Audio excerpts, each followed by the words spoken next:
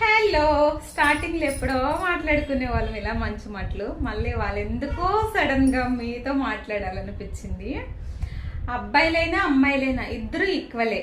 చాలామంది తెలుసో తెలియకో రాంగ్ స్టెప్లు వేస్తూ ఉంటారు. తర్వాత మళ్ళీ లోపల లోపల లోపల లోపల బాధపడిపోయి ఇంట్లో వాళ్ళకి ఏమైనా చెప్తే వాళ్ళు ఎలా రిసీవ్ చేసుకుంటారు, తిడతారేమో, కొడతారేమో, పొమ్మంటారేమో అన్న భయాలతో పాపం సూసైడ్ చేసుకున్న వాళ్ళు కూడా చాలామంది ఉన్నారు. దయచేసి ఉన్నది ఒక్క లైఫే, ప్రతిరోజు ప్రతి క్షణం మనకు విలువైందే.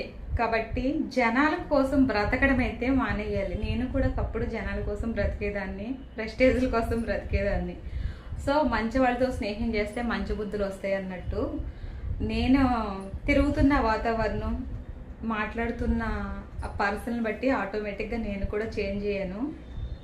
ఒకవేళ నాలా బాధపడిన వాళ్ళు ఎవరైనా ఉంటే కనుక తప్పు మాత్రం చేయొద్దు. ఇంట్లో వాళ్ళతో మాత్రం ఏదన్నా మానసికంగా ఇబ్బంది పడితే కనుక ఇంట్లో వాళ్ళతో మాత్రం ఖచ్చితంగా చెప్పుకోండి, ఓకేనా?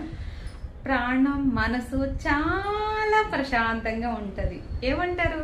కామెంట్ చేసేయండి.